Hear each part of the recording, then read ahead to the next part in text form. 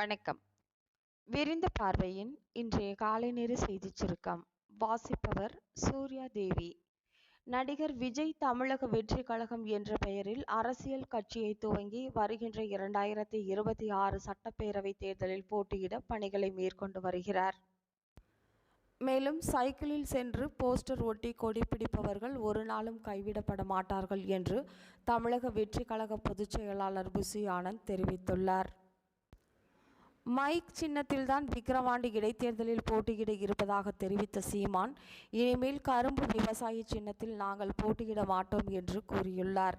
மேலும் விக்கிரவாண்டியில் அதிமுக போட்டியில்லை என்பது வேடிக்கையானது என்றும் அவர் கூறியுள்ளார். விக்கிரவாண்டி இடைத்தேர்தலை புறக்கணிக்கப் போவதாக தேமுதிக அறிவித்துள்ளது. இடைத்தேர்தல் மீது நம்பிக்கை இல்லாத காரணத்தால் தொண்டர்களின் உழைப்பு மற்றும் நேரத்தை வீணடிக்க விரும்பவில்லை என கூறி புறக்கணித்துள்ளது. ஏற்கனவே அதிமுக விக்கிரவாண்டி இடைத்தேர்தலை புறக்கணித்த நிலையில் தற்போது தேமுதிகவும் புறக்கணித்துள்ளது. அதிமுக பொதுச் செயலாளர் எடப்பாடி பழனிசாமி மதுரை விமான நிலையத்திற்கு வந்த நிலையில் அங்கு அதிமுக நிர்வாகிகள் விமான நிலைய அதிகாரிகளிடையே வாக்குவாதம் ஏற்பட்டதால் பரபரப்பு ஏற்பட்டது. எதிர்க்கட்சியான இந்திய கூட்டணியின் அங்கவர்த்தங்களான காங்கிரஸ் மற்றும் ஆம் ஆத்மி கட்சிகள் ஆளும் பாஜக தலைமையிலான தேசிய ஜனநாயக கூட்டணியின் முக்கிய கூட்டாளிகளான ஜேடியு மற்றும் டிடிபி ஆகியவை புதிய மக்களவை சபாநாயகராக தங்கள் வேட்பாளராக முன்னிறுத்தப்பட வேண்டும் என்று பரிந்துரைத்துள்ளன.